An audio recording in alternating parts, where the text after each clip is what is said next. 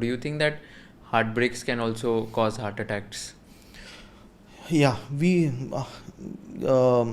Definitely actually speaking, क्योंकि बहुत ही depends upon वो कपल का रिलेशनशिप कैसे है.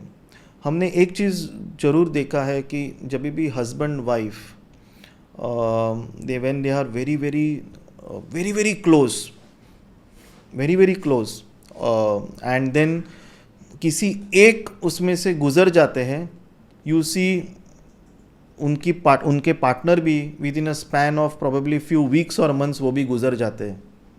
सो somewhere I think that 100% dependency factor is there. So heart break में भी यही होता है कि इफ़ यू, मतलब मैं बोलता नहीं हूँ कि लव कम करना चाहिए. There is no major in love, correct, there is no major in love, and love is very unconditional. So प्यार तो होना ही चाहिए और प्यार करना ही चाहिए, वो एक्सपीरियंस भी बहुत ज़रूरी है.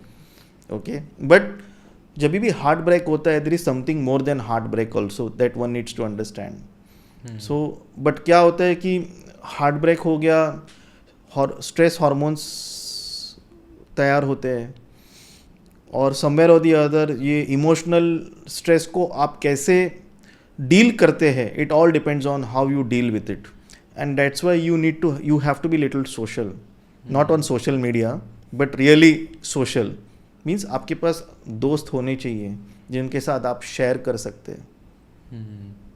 अगर आप अकेले हैं, वो स्ट्रेस को आपको ही लेना है, सब कुछ आपको ही लेना है. सम पीपल के लिए वो बहुत ज़्यादा हो जाता है. आपके कोई ऐसे एक्सपीरियंस में कोई ऐसे थे पेशेंट्स जो मतलब एक्सेस स्ट्रेस की वजह से 100% ये हो गया था? 100% हमारे पास अगर आप बोलोगे, अगर उनके घर में रिस्क फैक्टर्स ज़्यादा नहीं है, उम्र ज़्यादा नहीं है, तो भी हमने देखे तो वो 3 है.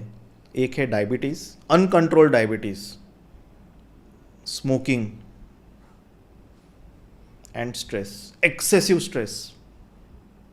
क्योंकि एक्सेसिव स्ट्रेस में इतने हॉर्मोन्स, आपको पता है जब आप इंटरव्यू देते हो या कभी डेट पे गए हो या आप, हाँ गया तो हूँ. तो आपके शरीर में आपको धड़कन महसूस होती है कि नहीं? हाँ, नर्वसनेस थोड़ा रहता है. तो ये तो बॉडी का रिस्पॉन्स है. आपके शरीर में पूरी एड्रेनलिन पम्प्ड अप रहती है. हाउ इज द जोश? एड्रेनलिन. तो ये जो एड्रेनलिन है वो कुछ समय के लिए ही बॉडी को संभाल पाती है. वो आपके नर्वसनेस को टैकल करने के लिए वो बॉडी का रिस्पॉन्स है. पर ये एड्रेनलिन अगर आप कंटिन्यूसली ज़्यादा रखोगे शरीर में, उसके ज़्यादा हार्मफुल इफेक्ट्स भी होते हैं. And one of that harmful effects is causing heart attacks. तो स्मोकिंग से भी इवन शुगर लेवल्स ऊपर जाना. Okay. So all this happens when ये आपकी एड्रेनलिन लेवल्स हमेशा अगर हाई रहती है शरीर में. तो टाइप ए पर्सनैलिटी क्यों बोलते हैं? वो type A personality because they want everything on time, they are very specific, वो काम होना चाहिए, all those things, because they are always on that, you know, I should be first, ये होना चाहिए काम, you know. So your adrenaline is so much all the time, you are keeping a level of adrenaline in your body high.